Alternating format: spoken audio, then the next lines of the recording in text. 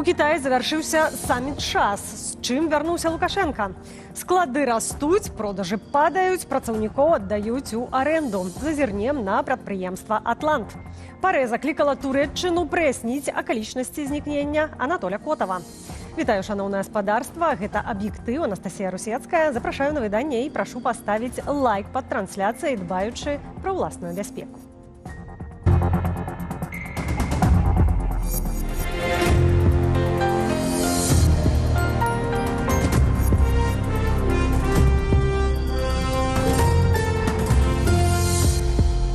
Найбуйнейшы вайсковы парад у гісторыі Китая, як кульмінацыя дэманстрацыі палітычнай моцы. Пекін сабраў рэкордны па колькасці ўдзельнікаў саміт ШАС, а затым прадэманстраваў усяму свету сваю вайсковую магутнасць і найноўшыя распрацоўкі зброі. Што насамрэч хоча паказаць Сі Цзіньпін і якую ролю пры гэтым спрабуе граць Лукашенко? Ян Федарович працягне тэму. Александр Лукашенко завяршыў візіт у Кітай. У Паднябеснай ён сустрэўся між іншага з кіраўнікамі Кітаю, КНДР, а таксама Расіі. Хоць з апошнім Лукашенко камунікуе і так нярэдка. Лукашенко нагадаў Пуціну пра падтрыманне Масквы ў вайне з Украінай. Еще спасибо скажут многие, особенно в Европе, что опять в это сложное время нам приходится останавливать нацизм, который мог перерасти в фашизм. Поэтому, Владимир Владимирович, будем вместе до конца. А яшчэ Лукашенко ў Кітаі наведаў парад у гонар 80-годдзя перамогі над Японіяй і заканчэння Другой сусветнай. Лукашенко хоча найперш атрымаць такія піяраўскія дывідэнды, паказаць, што вось вы мяне, маюцца на ўвазе апаненты палітычныя, называеце там ізгоем, дыктатарам і гэтак далей, а глядзіце, мяне вось вітаюць вялікія сусветныя лідары, няма ніякай ізаляцыі. Тым больш лідары, якія сыходзяць хутка, не збіраюцца. Гэтак у эфір трапіла размова паміж Сі і Пуціным, у якой кітайскі кіраўнік выказаў думку, што ў гэтым стагоддзі ёсць шанец дажыць да 150 гадоў. Пуцін жа ўвогуле разважаў пра неўміручасць. На самім парадзе Кітай прадставіў між іншага найноўшую лазерную зброю, якую раней рэкламавалі як наймагутнейшую лазерную сістэму супрацьпаветранай абароны ў свеце, а таксама паказаў ракету, якая можа ўдарыць на адлегласць да 20 000 кіламетраў, то бок у любую кропку планеты. Гэта дэманстрацыя магутнасці, ціск на ЗША, на хаўруснікаў, што мы можам фактычна распачаць Трэцюю сусветную вайну, калі вы будзеце намагацца нейкім чынам захаваць статус-кво ці абараніць Кітай, Тайвань, прабачце. Пры гэтым назіраць за найбуйнейшым гісторыі Кітаю парадам у Пекін прыбылі лідары больш як 20 краінаў свету. На першых ролях гаспадар Сі Цзіньпін, а таксама ўсё тыя ж кіраўнікі Расіі і КНДР. Сложилась достаточно, я бы сказал, все-таки крепкая ось антизападная, которая как раз-таки частью которой является и Россия, и Китай, и Северная Корея, и тот же Иран, которые готовы, как мы видим, уже не просто риторически, экономически, но и уже военно-политическим путем действовать против стран Запада. Беларусь намаганнямі рэжыму Лукашэнкі сёння таксама выглядае убудаванай у гэтую вось. Беларусь становіцца часткай не толькі вось гэтага аўтарытарнага мірапарадку, а вассалам палітычным, геапалітычным, залежным ад палітыкі Китая і краінай, якая арыентуецца на палітыку Китая, хаця, канечне, з іншага боку працягвае быць ўсё ж такі зброяй у руках пакуль што Расіі. На сустрэчу кіраўнікоў Кітаю, КНДР і Расіі адрэагаваў Дональд Трамп. Амерыканскі прэзідэнт іранічна перадаў ім вітанні, падкрэсліўшы, што яны ладзяць змову супраць ЗША. Ян Федарович, Белсат. У Парэ заклікалі Турэччыну праясніць акалічнасці знікнення Анатоля Котава. Генеральны дакладчык арганізацыі ў пытаннях кіравання і этыкі ў спорце Могенс Йенсенс выказаў заклапочанасць сітуацыі і заклікаў турэцкія ўлады прыняць захады дзеля пошуку сябра Беларускага фонду спартовай салідарнасці. След былога дыпламата і працаўніка адміністрацыі прэзідэнта Анатоля Котава знік у Турэччыне. У Стамбул ён прыляцеў з Варшавы 21 жніўня. Паводле інфармацыйнага агенцтва ІХА Турэччыну беларус пакінуў у той жа дзень праз марскі памежны пераход Трабзон у Чорным моры. Як пазней стала вядома Deutsche Welle з крыніцаў у турэцкай паліцыі, Котаў з нейкімі спадарожнікамі адплыў на прыватнай яхце ў Сочы. Сябра координацыйнай рады Вольга Карпушонак заявила, што падала заяву на Паўла Латушку ў Генеральную пракуратуру Іспаніі.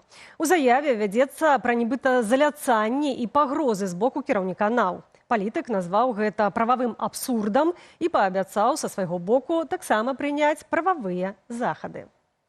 Паводле Вольгі Карпушонак, пасля падачы заявы яна пакінула Іспанію. Імаверна, жанчына вылецела ў Бразілію. Журналісты нашай Нівы на відэа Вольгі распазналі пляж Капа-Кабана ў Рыа-дэ-Жанейра. Павел Латушка азначыў, што ў іспанскай паліцыі заяву Карпушонак, хутчэй за ўсё, не будуць разглядаць, бо яна напісаная не па-іспанску. Сама Вольга не мае ні іспанскага грамадзянства, ні віду на жыхарства ў гэтай краіне. І ўвогуле з'ехала адтуль. 30 жніўня сябра координацыйнай рады Вольга Карпушонак на сваёй старонцы ў Фейсбуку абвінаваціла Паўла Латушку ў гарасменце. Ніякіх доказаў жанчына не прапанавала. Паводле Латушкі ў справе відавочны след спецслужбаў. Маўляў, іхная мэта – стварыць псіхалагічны ціск. Апошнімі днямі да Латушкі пачало прыходзіць усё больш пагрозаў знішчэння і ліквідацыі з боку ананімаў.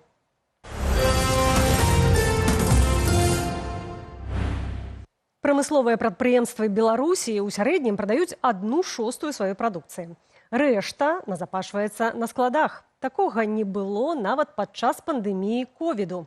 І тое сведчыць пра ўразлівасць эканомікі. Як спраўляюцца прадпрыемствы, якія не атрымліваюць грошай ад продажаў, высвятляла Юлія Цальпук. Нарасціць аб'ём вытворчасці і продажаў пральных машынаў і лядоўняў. Такі быў план гендырэктара заводу «Атлант» Дмітрыя Харитончыка на пачатку года. Сёння ж тэлеграм-канал «Рэальная Беларусь» апублікаваў ліст «Атланту» да міністра прамысловасці, які ускосна кажа пра скарачэнне аб'ёмаў вытворчасці або збыту. У нашай кампаніі склаўся прафіцыт персаналу, які, згодна з прагнозам, захаваецца да канца 2025 года. Просім спрыяць пошуку зацікаўленых арганізацыяў для часовага пераводу персаналу ЗАД «Атлант» на перыяд з верасня да снежня 2025 года у колькасці 500 чалавек. Гэта каля 7% працаўнікоў. Летась Лукашенко наракаў, што попыт на прадукцыю «Атланта» зніжаюць азіяцкія канкурэнты. Я ведь понимаю, что там проблемы есть. И люди недовольны некоторые. І тут жа дазволіў кітайцам запусціць у Барановічах вытворчасць лядоўняў «Майдыя». У выніку склады растуць, продажы падаюць. Мы теряем наш основной рынок сбыта, это Россия, на котором место для белорусских товаров становится меньше. Но при этом в начале года почему-то власти думали, что все как-нибудь само собой образуется, да, и поэтому заводы производили столько, в конце прошлого года, в начале этого года, заводы производили столько, сколько, в общем, как всегда. И вот оказалось, что и к весне их заводы оказались перегруженными складами буквально. У першым паўгоддзі запасы гатовай прадукцыі на айчынных прадпрыемствах склалі 8 мільярдаў 750 мільёнаў рублёў. Гэта 83,5% ад сярэднямесячнага аб'ёму вытворчасці. Значыць, што прадаваўся кожны 6-ы прадукт, а 5 заставаліся на заплеччы. Найбольшыя запасы ў дрэваапрацоўчай і хімічнай прамысловасці, вытворчасці адзення, металургіі і машынабудавання. Яны перавышаюць 100% ад сярэднямесячнай вытворчасці. Андрей Махоўскі распавёў, які ланцуг праблемаў стаіць за гэтымі лічбамі. Сначала идет о том, что вот вы свои оборотные средства заморозили, вот вы построили там какое-то количество тракторов, вы потратили на это там трудовые ресурсы, вы потратили на это деньги. Чаще всего, не чаще всего, очень часто это заемные деньги, потому что белорусские предприятия многие на оборотку, именно на оборотные, вот эти оборотные средства, они берут кредиты в банках. То есть вы еще и кредит банковский заморозили. Статыстыка пацвярджае гэты факт. У першым паўгоддзі даўгі прадпрыемстваў выраслі на 60%. Пры гэтым нікуды не падзеліся выдаткі на сыравіну, вытворчасць, заробкі, энергію, абслугоўванне, абсталявання. Паколькі санкцыі застаюцца ў сіле, а пошук новых рынкаў збыту ідзе марудна, частка прадпрыемстваў будзе вымушаная скарачаць вытворчасць і, магчыма, таксама як Атлант, пазычаць сваіх працаўнікоў і іншым арганізацыям на перыяд цяжкасцяў. Юлія Цяльпук, Белсат. Золатавалютныя рэзервы Беларусі дасягнулі чарговага рэкорду. Як паведамляе Нацбанк, толькі за жнівень яны выраслі амаль на 500 мільёнаў долараў, а з пачатку года амаль на 3,5 мільярды. Цяпер міжнародныя золатавалютныя рэзервы нашай краіны складаюць амаль 12,5 мільярдаў долараў. На рост ЗВР перадусім паўплывала рэкорднае павышэнне цэнаў на золата. Цяпер яно каштуе больш за 3,5 тысячы долараў за унцыю. Пры гэтым рост ЗВР назіраецца нягледзячы на тое, што Беларусь зарабляе ўсё менш валюты. Па выніках першых 7 месяцаў гэтага года адмоўная сальда вонкавага гандлю склала больш за 3,5 мільярды долараў.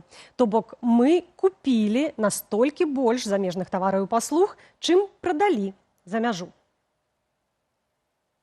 Электрычны транспарт, электраацяпленне і мадэрнізацыя сетак. Гэткія выгады ад працы Астравецкай АЭС называе Міністэрства энергетыкі. Пры гэтым электрычнасць сёлета даражэла двойчы. Калі будавалі АЭС, у астраўцы беларусам абяцалі танную энергію. Лукашенка ж чарговы раз заяўляе пра намер збудаваць у нашай краіне другую станцыю. Але ці сапраўды гэта неабходна? Валерый Руселік. 40% ад усёй вырабленай у Беларусі электраэнергіі. Паводле Міністэрства энергетыкі на сёння Астравецкая атамная станцыя выйшла на запланаваныя аб'ёмы вытворчасці, што дазволіла краіне цалкам забяспечваць сябе уласнай энергіяй і адмовіцца ад імпарту. 2 сентября 2025 года в 17:35 в белорусской атомной электростанции было выработано 50 миллиардов киловатт-часов электрической энергии. Это громадная цифра, это объем электроэнергии превышает объем потребления Республики Беларусь в целом по году. И этот объем электроэнергии позволил сэкономить более чем 13,5 миллиардов метров кубических природного газа для выработки электрической энергии. Пры гэтым чыноўнік чамусьці сціпла прамаўчаў пра тое, што насамрэч за амаль 5 гадоў ад запуску станцыя магла б вырабіць электраэнергіі нашмат больш, калі б працавала ўвесь час. Абодва блокі АЭС перыядычна адключаюць з-за шматлікіх паломак. Часам прастоі цягнуцца месяцамі. Эколагі і суседняя Літва перыядычна б'юць трывогу, абвінавачваючы ўлады Беларусі ў замоўчванні інцыдэнтаў. Тут две причины, почему эта станция находится в простой. Первая причина – это просто действительно недоработаны технологии, то есть создаются условия, значит,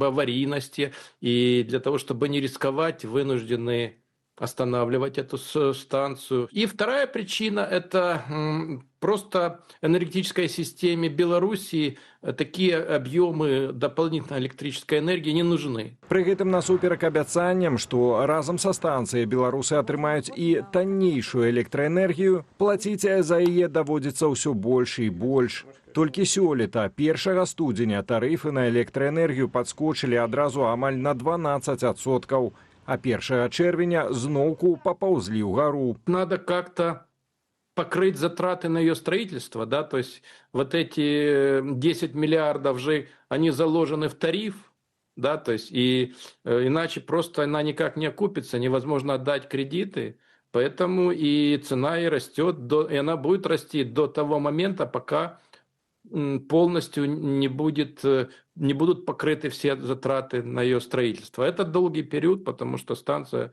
мы видим, очень дорогая. Тым часам, яшчэ не ўвёўшы ў эксплуатацыю Астравецкую АЭС, улады загаварылі пра намер збудаваць яшчэ одну станцыю. Напярэдадні ў Кітаі Лукашенко зноўку згадаў гэтыя планы. У нас излишки электроэнергии. Мы планируем построить вторую атомную станцию, и мы ее обязательно построим. Валерий Руселик, Белсат. Моцная ўспышка на сонцы і мільёны тонаў выкінутых у космас часцінак. За некалькі дзён яны далятаюць да верхніх слаёў атмасферы Зямлі. І пры іх кантакце з азотам і кіслародам нараджаецца сапраўдная прыгажосць. Гэтую аптычную з'яву мы ведаем як паўночнае ззянне. Мінулай ноччу яго назіралі ў розных кутках Беларусі. Цяпер гэтае хараство на фота ў сацыяльных сетках. Глядзім разам.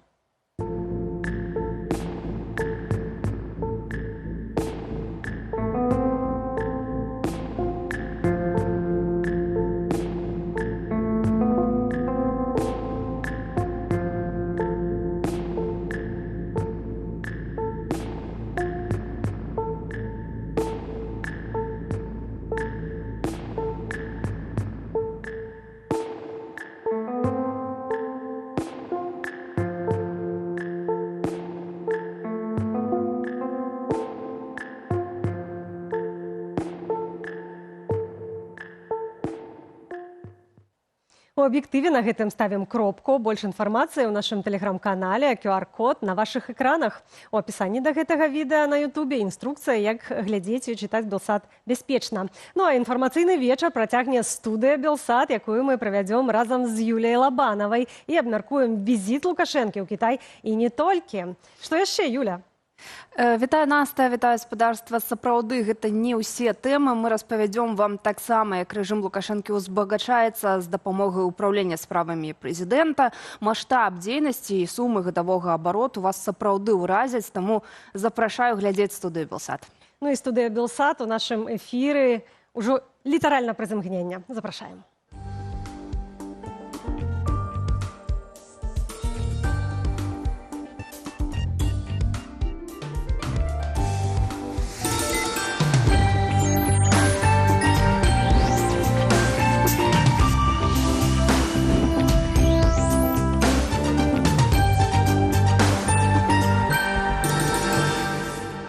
Это студыя Белсат, Юлія Лабанова, Анастасія Русецкая. І перад тым, як перайсці да першай тэмы, традыцыйнае апытанне. Сёння яно гучыць так. Дзе Лукашенка хавае нарабаванае?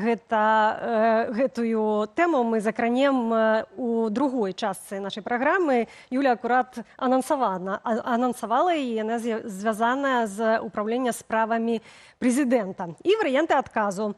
У Эміратах за канапай ён сумленны, адчапіцеся, навошта хаваць усе грошы і так ягоныя. Калі ласка, галасуйце, галасаванне бяспечнае для вас. Галасаванне намімнае і бяспечнае, прымаюць удзел спадарства. Ну, мы перайдзем пакуль да першай тэмы. У Цяньцзіні завяршыўся юбілейны саміт Шангайскай арганізацыі супрацы.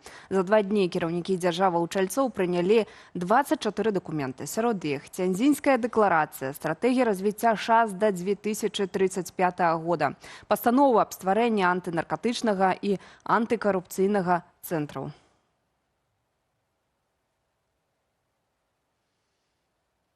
Асобнай падзеяй саміту стала падпісанне мемарандуму пра будаванне газаправоду «Сіла Сібіры-2» праз Манголію. Ён дазволіць Расіі штогод пастаўляць у Кітай да 50 мільярдаў кубаметраў газу. Паралельна плануецца павялічыць магутнасць існага трубаправоду «Сіла Сібіры». Намеры зафіксавалі, нягледзячы на пагрозы ўвядзення другасных санкцыяў з боку ЗША. Уважаемые председатель. На саміце шмат гаварылі пра новы сусветны парадак. Кіраўнік Кітаю Сі Цзіньпін прапанаваў так званую, цытата, ініцыятыву глобальнага кіравання, якую падтрымаў Уладзімір Пуцін. Кітай абвясціў і пра стварэнне новага банку ШАС з грантамі і крэдытамі на мільярды юаняў. Александр Лукашенко таксама прыняў удзел у працы саміту. Ён правёў перамовы з кіраўнікамі дзяржаваў-удзельніц, у тым ліку з Уладзімірам Пуцінам і Сі Цзіньпінам, падкрэсліваючы сваю гатовасць да глыбейшай супрацы ў эканоміцы і бяспецы. Лукашенко традыцыйна казаў, што Расію ў Беларусі ніхто не зможа замяніць, і хваліў расійскага дыктатара. Сімвалічным завяршэннем саміту стаў вайсковы парад у Пекіне з нагоды 80-годдзя заканчэння Другой сусветнай вайны. Па дарозе да трыбуны выпадкова ўцякла ў эфір дзіўная размова Сі і Пуціна. Паводле выдання Bloomberg, кіраўнікі Кітаю і Расіі абмяркоўвалі даўгалецце. Путін распавядаў Сі, што біятэхналогіі і перасадкі органаў могуць наблізіць чалавека да бессмяротнасці. Сі дадаў, у гэтым стагоддзі можна дажыць і да 150 гадоў. На парадзе Кітай прадэманстраваў найноўшае ўзбраенне ад гіпергукавых ракетаў да робатызаваных сістэмаў і магутных лазераў. У сваю чаргу прэзідэнт ЗША Дональд Трамп праз сваю сацыяльную сетку Truth Social звярнуўся да Сі і папрасіў перадаць прывітанне Пуціну і Кіму, якія, на думку амерыканскага лідара, учынілі змову супраць ягонай краіны. Праз некалькі гадзінаў пасля гэтага міністр абароны ЗША заявіў, што Трамп даручыў Пентагону рыхтавацца да стрымлівання Расіі і Кітаю.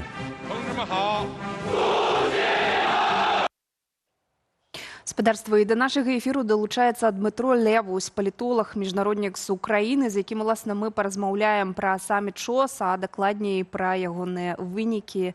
Вітаем, спадар, вас. Добрый вечер. Доброго вечора, вітаю. Ну што ж, была прынятая дэкларацыя, былі падпісаныя дамовы, гучалі заявы, але які рэальны вынік саміту Шанхайскай арганізацыі супрацы бачыце ви?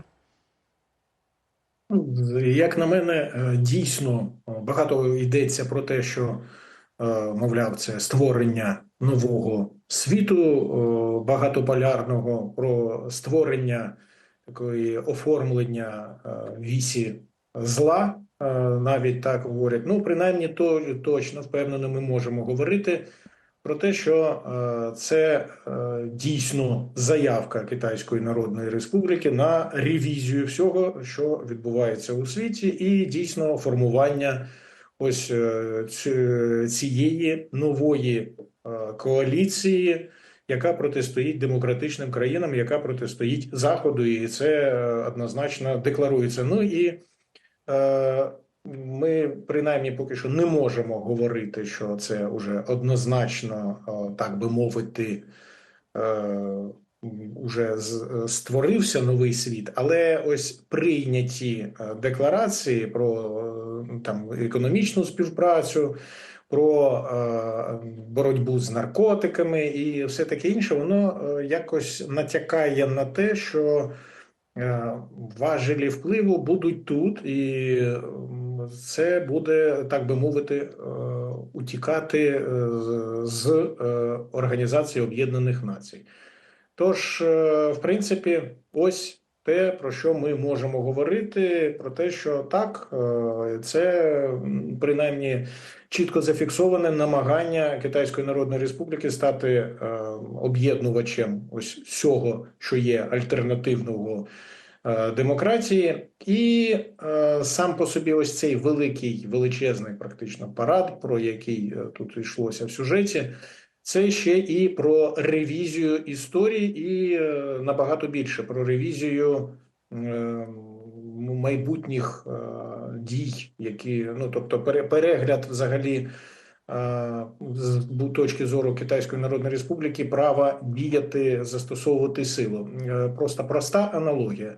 Так само, як в Росії побєдобєсія є центром його такого міфу і історичного такого обґрунтування права на агресію як переможця у Великій Вітчизняній Другій світовій війні в Європі, то тут створено зараз, і він вже оформлений остаточно, це почалося раніше, міф про перемогу над Японією, тобто перемогу у Другій світовій війні на Азійському театрі, і оскільки там також комуністи при владі, то природно, що це майбутнє обґрунтування індульгенції, які собі вже виписали як Китайська Народна Республіка, так і Російська Федерація на агресивні дії, оскільки вони мають право. Тож, насправді, це достатньо знакова подія, хоча б її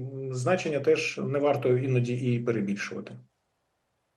Три лідери з'явилися публічно разом. Бачимо, Сі Цзіньпін довго вітає лідера Північної Кореї Кім Чен Іна. Далі долучається президент Росії Владимир Путін. Кореспондентка BBC Лора Бікер назвала це політичним театром. Часам ёсць акрэсленне таго, што адбылося ў Кітаі як палітычная рэвалюцыя. Вы кажаце пра вось зла. То ўсё ж такі, як лепш гэта акрэсліць, што адбылося? Знаєте, до речі, з приводу спектаклю теж можна погоджуватися. Чому? Тому що це все ж таки зараз ми не можемо впевнено говорити, що у Китайської Народної Республіки все вийшло, що у Російської Федерації вона отримала аж все, що вона захотіла, бо історії про цей газогін Сили Сибіру, вона триває вже скільки, років з 14, мабуть, да? Ну, може трохи менше. І природно, що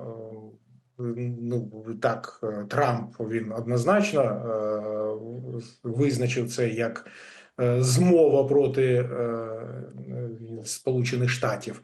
Але насправді дійсно ми розуміємо, що буде збільшуватися підтримка Російської Федерації, буде формуватися ось ці регіональні союзи і дії. Але ми вже бачили і інших прикладів, коли, наприклад, та сама Російська Федерація намагалася БРІКС перетворювати на якийсь такий союз, і це не виходило. І тут наразі, наприклад, присутність прем'єра Індії Моді і нібито укладання якихось угод, я думаю, що це теж поки що може бути сприйматися як ситуативно, бо суперечностей там набагато більше, ніж КНР та Індією. Так що одне іншого аж ніяк не виключає. Те, що вісь зла формується і сформована, це так, і одночасно з цим це і політичний спектакль, бо є задум, є величезні плани, а як воно працюватиме, це вже дещо інше питання. Але так, це можна говорити про відверту навіть загрозу порядку, який існує в світі.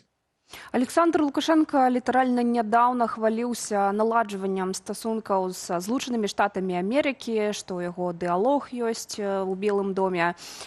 І тут жа, прыхрамваючы, ён паляцеў у Кітай прымаць удзел у гэтым саміце арганізацыі шанхайскай супрацы. Наколькі, на вашу думку, Лукашенко бачыць рэальную апору ў Кітаі, або ён хутчэй гуляе тут ролю сатэліта Кремля?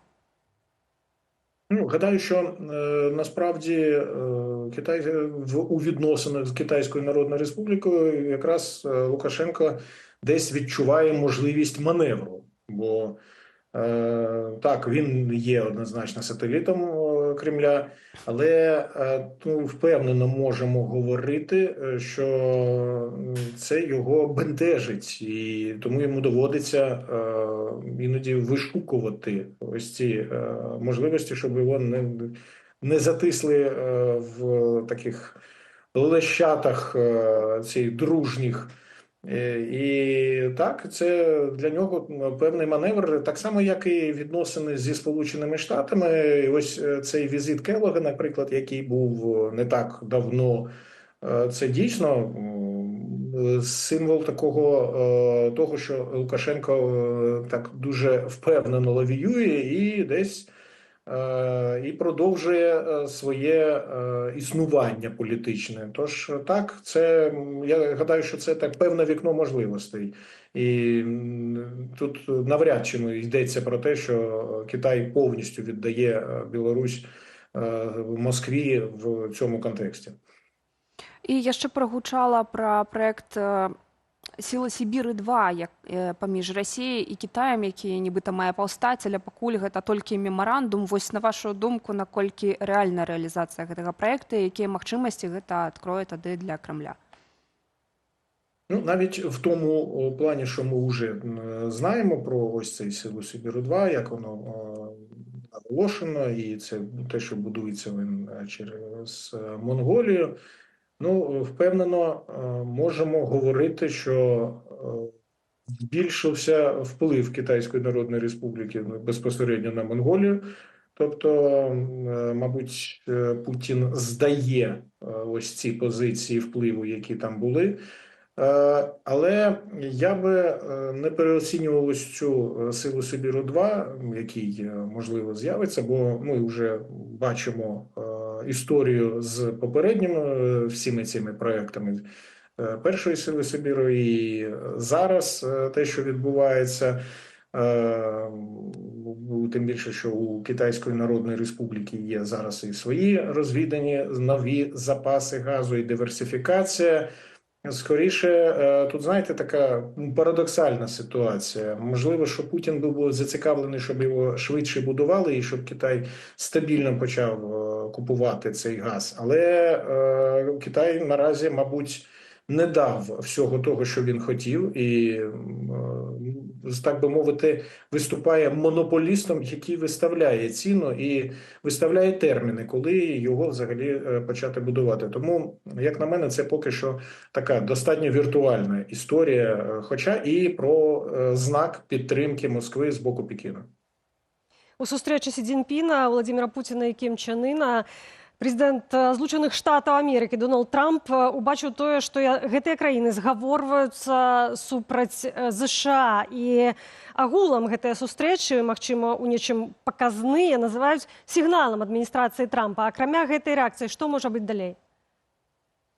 Гадаю, що насправді Дональд Трамп уже демонстрував, що він не реагує аж надто гостро, і сьогодні, здається, з президентом Польщі Навроцьким, коли він спілкувався, то там вже було питання з приводу того, що а чого ж ви тільки говорите, нічого не робите по відношенню до Путіна, і він ображається, говорить, що да ні, а звідки ви знаєте, що ми нічого не робимо. Насправді, я гадаю, що, по-перше, що цей взагалі стало можливим ось така зустріч, це вже показник того, що розрахунок на те, щоб відірвати Путіна від Китайської Народної Республіки, він виявився абсолютно хибним, і у Трампа це не вийшло. Але другий момент, що навряд чи будуть радикальні, не настільки радикальні, скільки адекватні дії по тиску санкційному і на Китай, і на Російську Федерацію. Скоріше за все, це буде поступове, крапельне таке введення окремих санкцій по окремих якихось там банках, по окремих компаніях. Тобто Трамп не ризикне піти тим шляхом, який йому раніше пропонували і про який він сам говорив. Радикально застосувати санкції, мита. Вже ми побачили, що він насправді до цього не схильний. Ну що ж, дякуємо вам вялікі. Дмитро Левусь, політолог, міжнародник з України, був гостем студії Белсат. Ну і спадарства, якую выгоду Александр Лукашенко намагаўся атрымаць падчас паездкі ў Кітай, меркаваннем на гэты конт з намі падзяліўся палітычны аналітык інфармацыйнага агентства «Позірк» Александр Класкоўскі. Лукашенко хоча найперш атрымаць такія піяраўскія дывідэнды, паказаць, што вось вы мяне, маюцца на ўвазе апаненты палітычныя, называеце там ізгоем, дыктатарам і гэтак далей, а глядзіце, мяне вось вітаюць вялікія сусветныя лідары, няма ніякай ізаляцыі. Але рэч тут не толькі ў піяры. І пэўныя эканамічныя дывідэнды Лукашенко імкнецца атрымаць, у прыватнасці ад партнёрства з Кітаем, таму што цяпер ужо калій стала цяжка прадаваць кудысьці так, а кітайцы, праўда, з вялікім дысконтам, са зніжкай, яны пра свой інтарэс не забываюць, але купляюць і тым самым выручаюць рэжым, даюць яму нейкі прыбытак.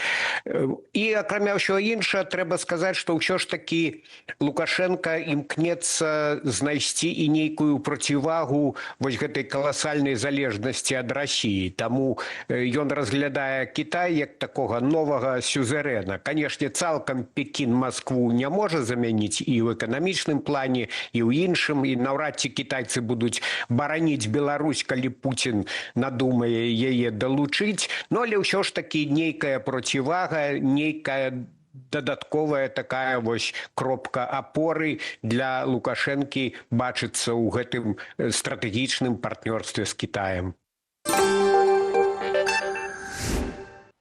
Наш корэспандэнт Зміцер Міцкевіч знаходзяцца на міжнароднай выставе ўзбраенняў у польскім горадзе Кельце. Тэма Беларусі прагучала прынамсі на 2 панелях. Тут прадставілі сучасную сістэму аховы, якую ўжо выкарыстоўвае Польшча на мяжы з нашай дзяржаваю. Да таго ж, на выставе абмеркавалі авіапагрозы, якія сыходзяць з боку нашай краіны. Падрабязнасці даведаемся непасрэдна ў Змітра Міцкевіча. Вітаем, Зміцер, і перадаем табе слова. Добрый вечар. На самой справе беларускія акцэнты гучалі падчас сёлетняй выставы. Сапраўды цікава было пабачыць, што вось, напрыклад, як вы ўжо сказалі, сістэмы для маніторынгу і аховы мяжы, прытым якія дазваляюць аператыўна выкарыстоўваць усе сродкі для яе абароны і, напрыклад, таксама спынення незаконнага перасячэння гэтай мяжы. Адпаведна, вось такія аўтаматызаваныя рэчы былі прадстаўлены на сёлетняй выставе, распрацоўкі ВБ Electronics. Гэта было цікава, таму што вось гэта тое, што ўжо прымяняецца. Не просто, што вось гэта нейкая там перспектыўная рэч, а тое, што вот непасрэдна ўжо ёсць. Ну і, напрыклад, Урсула фон дер Ляйен, напэўна, штосьці падобнае бачыла. Яшчэ адна цікавая рэч, гэта тое, як Беларусь можа выкарыстоўвацца Расійскай Федэрацыі в агрэсіі супраць краінаў Балтыі, супраць Польшчы, магчыма, таму што бачна, што расейцы, напрыклад, такія магчымасці разбудоўваюць. І тут паўстае пытанне, в якім дамене гэта будзе, бо ведаеце, шмат кажуць аб тым, што, ну, маўляў, калі вось расейцы зберуцца выкарыстоўваць тэрыторыю Беларусі для нейкай атакі супраць краінаў захаду, то мы там будзем маніторыць нейкую вялізную групоўку, там прыедуць танкі, мы пабачым вялізную расійскую групоўку войскаў, шмат жаўнераў, ну і адпаведна з гэтым мы зробім выснову, што яны рыхтуюцца і будзем рыхтавацца самі. Але насамрэч пакуль ідзе ўсё да таго, што гэта будзе выглядаць абсалютна не так. І ў першую чаргу мы гаворым менавіта пра паветраную прастору. Таму што якраз пытанне ў тым, што супрацьпаветраная абарона, што ў краінах Балтыі, што ў Польшчы зараз знаходзіцца толькі на этапе фармавання. І менавіта гэта якраз дае расейцам магчымасць выкарыстаць тэрыторыю Беларусі максімальна эфектыўна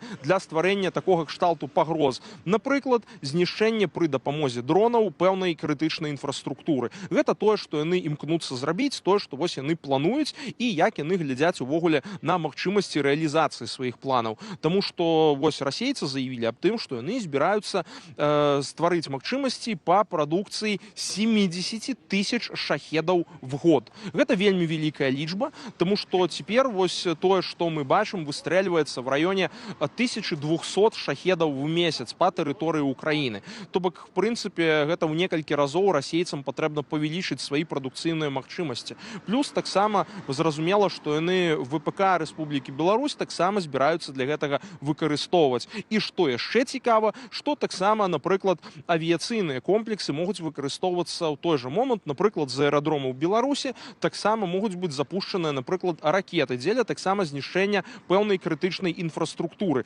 Пры тым, што гэта не проста, вось мы бачым, што зараз адбываецца не проста запуск нейкіх ракет альбо асобна беспілотнікаў, а якраз такі беспілотныя сродкі з'яўляюцца прыкрыццём для больш буйнамаштабнай зброі. І таму якраз выкарыстанне тэрыторыі Беларусі в рамках такога канфлікта вось вельмі ўваходзіць в гульню, так бы мовіць, як кажуць палякі, абсалютна сур'ёзна, паколькі расейцы разглядаюць менавіта такога кшталту камбінаваныя атакі і ў тым ліку гібрыдную агрэсію з тэрыторыі Беларусі. Так што вось гэта якраз тут абмяркоўвалася сур'ёзна. Ну і таксама мы пабачылі тое, што шмат цікавых новых тэхналогій прадстаўлена менавіта дзеля таго, каб гэтым пагрозам супрацьстаяць. Аднак пакуль нават вось эксперты кажуць, што палякі будуюць вельмі прасунутую сістэму супрацьпаветранай абароны. Праблема ў тым, што яе пабудова займае час. І мне здаецца, якраз пытанне заключаецца ў тым, што расейцы выдатна ведаюць, што часу у Европы, скажем так, не так і шмат, што ім патрэбна пэўная дыстанцыя дзеля таго, каб збудаваць усе гэтыя сістэмы, все гэта інтэграваць, тому што гэта шмат прыступкавыя сістэмы абароны. Ну а расейцы якраз такі імкнуцца выкарыстаць свой мабілізацыйны патэнцыял, ну і тую хуткасць, з якой яны могуць дзейнічаць. Таму вось на гэтай выставе мы бачылі шмат момантаў, якія скіраваныя на супрацьпаветраную абарону. І што цікава, вельмі вялікі акцэнт быў таксама зроблены на наземныя беспілотныя сістэмы. Іх сёлета было прадстаўлена вельмі шмат. Я, шчыра кажучы, ну ось ужо 5-й год запар езджу на гэтую выставу і назіраю за развіццём там розных тэхналогіяў і скажу, што такой масавасці наземных беспілотнікаў я яшчэ не бачыў. Прытым ёсць розныя цікавосткі, людзі ідуць в абсалютна розныя галіны тэхналогій, выкарыстоўваюць там і вадародныя рухавікі, і, напрыклад, адны выкарыстоўваюць гусенічныя платформы, іншыя нават ствараюць амфібіі, якія могуць перамяшчацца там і па вадзе, і па зямлі. І насамрэч бачна, што вось гэта кірунак менавіта стварэння беспілотных платформ, у тым ліку наземных, напрыклад, хоць там для эвакуацыі, хоць для подрыва буйнамасштабнай бронированной технікі ворага, ну, это просто развіваецца і цвіце буйным цветам. Я скажу, насамрэч, вельмі цікава за гэтым назіраць. Зміцер, міжнародны салон у Кельцах называюць месцам, дзе сустракаюцца прамысловасць, палітыка і вайскоўцы. Ці ў гэтым выпадку было паразуменне паміж усімі удзельнікамі і ці не было такога, калі мы ведаем, што, напрыклад, вайскоўцы рыхтуюцца да мінулай вайны. І тут, калі, напрыклад, мы ўзгадваем, што напярэдадні мае быць вучэнне ў Беларусі Захад-2025, а таксама улічваючы войну России в Украине, то бок то, что адбываецца цяпер, ці ёсць у гэтым паразуменне? І вось якраз сапраўды вельмі цікава, што гэтае паразуменне мы бачым.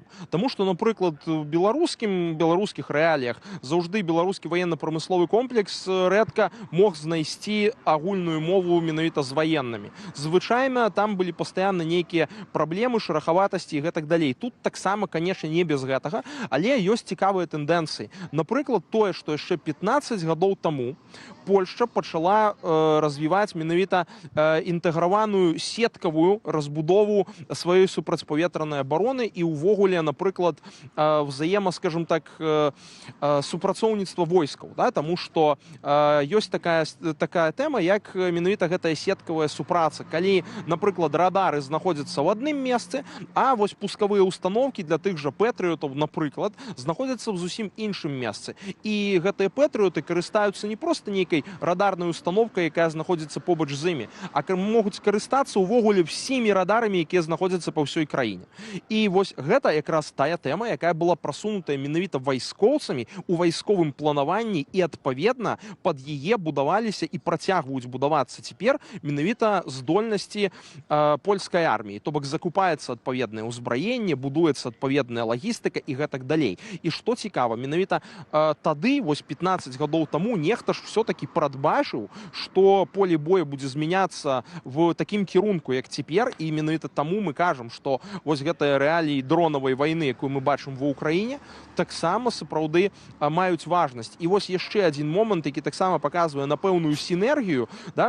Канешне, яе часам бракуе, але мы бачым, што в некаторых момантах гэта з'яўляецца, напрыклад, таксама прыняццё рашэнняў аб тым, як будуць баявыя дзеянні праводзіцца і на што рабіць стаўку. Таму што абараніцца, напрыклад, ну вось звычайна былі атакі падчас расійска-украінскай вайны, калі расейцы адначасова атакавалі нейкі украінскі аб'ект 600 рознымі аб'ектамі з паветра. То бок, і уявіце сабе, абараніцца ад гэтага практычна немагчыма. І таму логіка ў тым, не для того, каб абараняцца ад дронаў, там, да, альбо не дапускаць іх перамяшчэння на тэрыторыю Украіны, а логіка ў тым, каб знішчыць расейцам прадуктыўныя магчымасці гэтыя дроны выпускаць. І таму зараз вядзецца не гонка ўзбраення, у каго лепшыя дроны, у каго лепшыя там антыдронавыя ўзбраенні, хто там каму будзе перашкаджаць. Канешне, гэта мае месца, але большую увагу мае тое, як ты можаш парушыць лагістычныя ланцужкі ворага і можаш яму знішчыць прадукцыйныя магчымасці дзеля таго, каб у яго проста не было здольнасці гэтымі дронамі перашкаджаць твоёй сістэме супрацьпаветранай абароны. І вось гэта тое месца, дзе рашэнні мусяць прымацца сумесна палітыкамі, вайскоўцамі і ваенна-прамысловым комплексам. Гэта мусіць все працаваць разам. Таму вось я, шчыра кажучы, быў прыемна здзіўлены, калі я частку такой сінергіі на некаторых з панелях пачуў, таму што там прысутнічалі баявыя генералы, прысутнічалі людзі, якія адказваюць за экспертнае суправаджэнне. Ну і вось насамрэч бачна, што ёсць пэўная палітычная воля, каб у гэтым кірунку ісці. Дзякую вялікі, Зміцер Міцкевіч, карэспандэнт Белсату на выставе «Узбраенне ў Кельцы». Будзем чакаць у далейшых нашых эфірах таксама новых расповедаў ад нашага калегі. Ну так, а зараз агляд рэгіянальных навінаў, які мы для вас падрыхтавалі ў супрацы з нашымі калегамі з БГ Медыа. Жыхар Мазыра Віктар паказаў мясцоваму тыктокеру, як ён распісаў пад'езд аднаго з шматкватэрных жылых дамоў. На кадрах відаць, што рамонту пад'езд не бачыў даўно. Аднак, дзякуючы насценнаму жывапісу, гэтыя хібы ўжо і не так кідаюцца ў вочы. Это дядя Витя. Художник, чего ты? Давай в ТикТок выложим. Чего, ты боишься, что ли? Нет, я не боюсь, я должен думать. Ладно, оно останется, подумаешь, я потом выложу. Боишься. Вот это все вручную, вот это декоративная работа. Вот такие вот у нас мозари есть подъезды. А свет есть? Наведнік грамадскай лазні ў Лагойску зняў на відэа вужа, які поўзае па кафлі. Здавалася б, што можа быць страшней за змяю ў прыбіральні. Але большасць каментароў згадзілася, што выгляд самой лазні стварае нашмат больш жудаснае ўражанне, чым вуж. Людзі ў шоку ад стану сценаў і кафлі, нехта параўноўвае лазню з моргам і канцлагерам.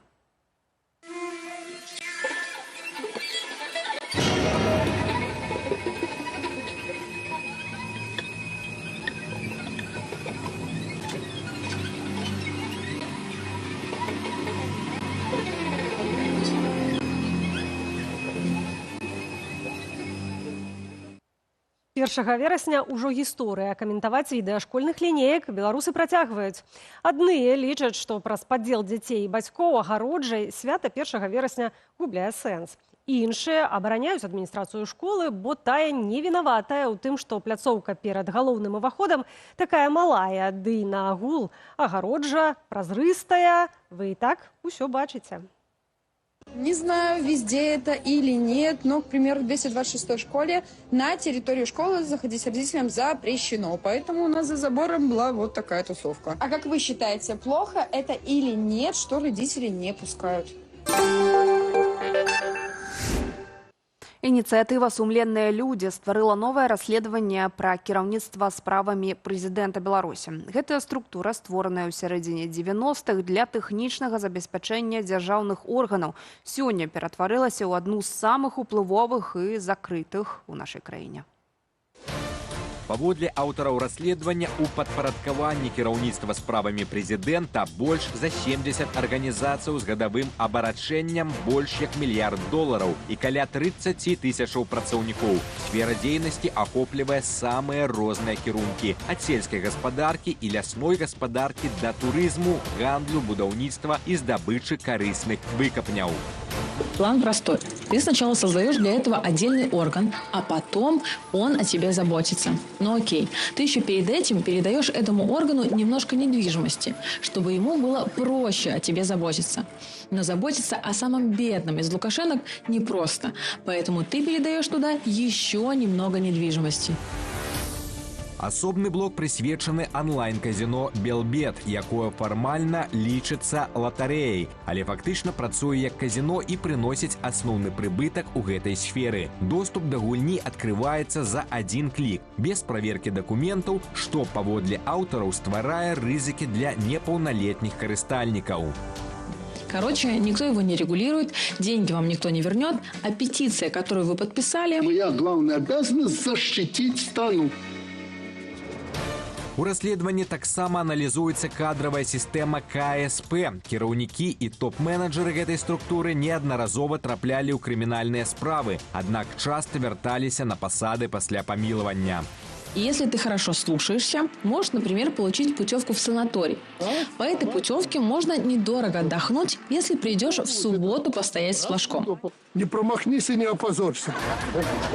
Сумленныя людзі робяць выснову. Кіраўніцтва справамі прэзідэнта стала фактычна дзяржавай у дзяржаве, якая працуе непразрыста і не падлягае рэальнай справаздачнасці. Пры гэтым канцэнтрацыя фінансавых і матэрыяльных рэсурсаў у адной структуры дазваляе ёй уплываць практычна на ўсе сферы жыцця краіны. У меня кроме Беларуси ничего нет. Уласна, абмяркуем гэтую тэму з кіраўніцай ініцыятывы «Сумленныя людзі» Аленай Жываглот, якая далучаецца да нашага эфіру. Вітаем вас. Добрый вечер. Вітаю. У сваім расследаванні вы называеце ўпраўленне справамі прэзідэнта дзяржавай у дзяржаве, і сапраўды больш за 70 арганізацыяў у структуры знаходзяцца. Як пры гэтым атрымліваецца мець такую аўтаномію, пазбегаць усёй гэтай справаздачнасці, укрываць, я так разумею, прыбыткі і не падлягаць розным справаздачам фінансовым? І, па-першае, трошкі скарэктую, бо мы НДА, мы не расследавальнікі, і хацела падзякаваць і Белсату, і Еўрараду, і беларускаму расследавацкаму цэнтру, і кіберпартызанам, і шмат каму, хто рабіў гэтае расследаванне. Мы таксама рабілі, і назіранні нашы таксама ёсць у аснове гэтага відэа, але шмат працы было зроблена да нас, а мы зрабілі ўжо такі медыапрадукт, такі грамадзянская адукацыя, такая баланс з забаўляльным контентам. Адказваючы, бо гэта важна, так, каб падзякаваць. Адказваючы на ваше пытанне, як атрымліваецца, падаецца, што вельмі проста, калі ўсё ў краіне кантралюецца адной персонай, Лукашэнкам, і ён стварае гэтую структуру толькі дзеля сваіх інтарэсаў, і ён манапалізуе, монополія на шмат чаго, і на табак, і на алкаголь, і нават застройшчык ёсць у іх свой, які рэпартуе пра тое, колькі квадратных кіламетраў здано будынкаў. То бок гэта манаполія і шмат такіх правалочак, калі, напрыклад, мы расказвалі пра кейс з апіролем. Калі прыватнаму бізнесу, частнаму сектору нельга прадаваць апіроль, бо там знайшлі Е110 вельмі опасный для здоровья людей, а при этом, когда это производит государственное предприятие, контролируется государством, то здесь все окей. Вот. И наша задача была показать такие нестыковки, когда государство монополизует сектор один за другим, и еще более того, это все сходится под зонтиком вот такого управления делами президента. Ну и схему про коррупцию вы осветили немножко в своем кусочке. Натуральна, на вашым YouTube-канале, канешне ж, ёсць змест. І я першае, з чаго пачала прагляд, гэта, натуральна, са зместу. Што мяне больш за ўсё зацікавіла і захацелася адразу паглядзець, як яно будзе расказана, гэта пра казіно для дзяцей. І, магчыма, для гледачоў гэта таксама, бо гаворка ідзе пра дзяцей, пра уразлівую частку грамадства. Тым не менш, мы маем тут і заробак Лукашэнкі як рыэлтара, і заробак на паляванні, і заробак на алкаголі. Вось з гэтых усіх пазіцый, якія ёсць, што вас больш за ўсё зацікавіла і здзівіла, магчыма?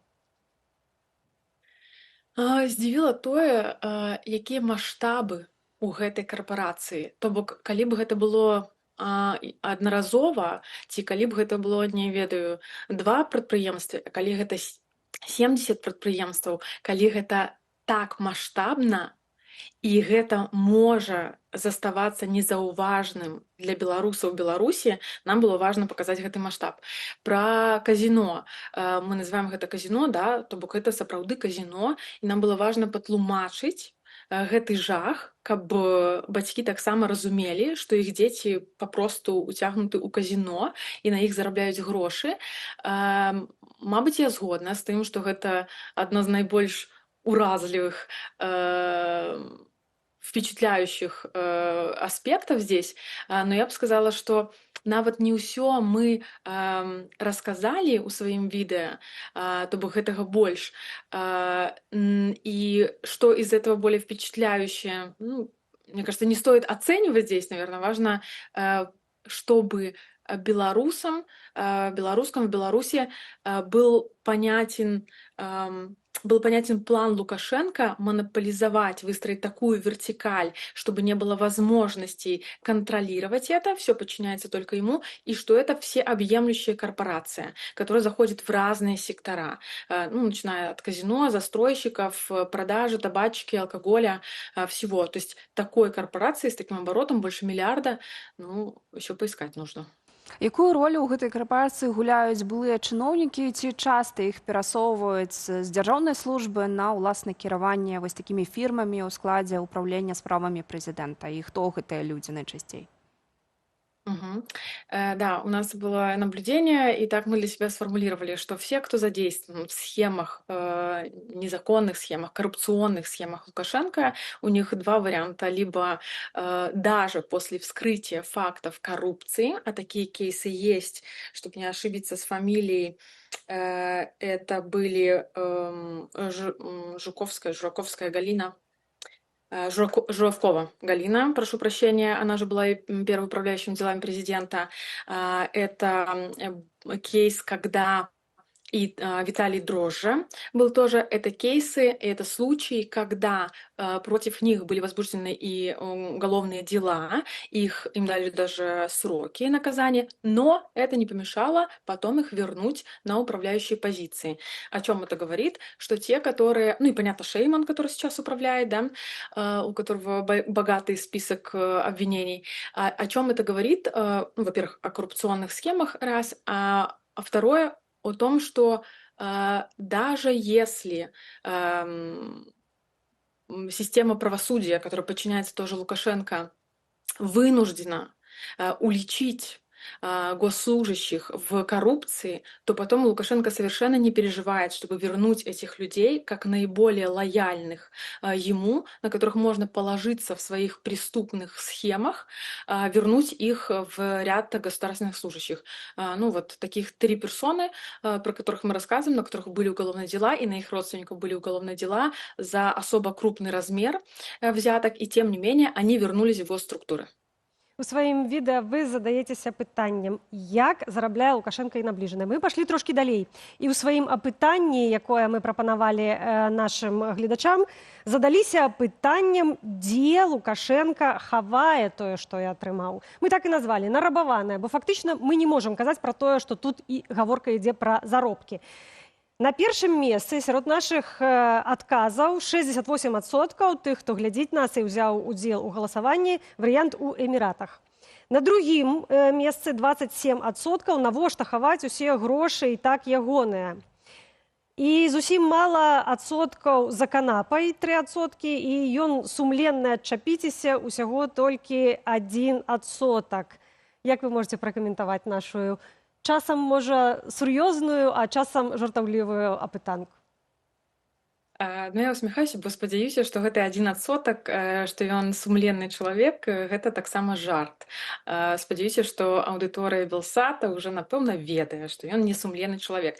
Хотя одна из задач нашего видео как раз была в том, чтобы развенчивать этот нарратив, что Лукашенко человек из народа, и он честный, он ничего не ворует, он ничего не нажил. И вот мы пытаемся пояснить, ну, зачем вообще что-то иметь свое, когда все вокруг твое, вся Беларусь твоя.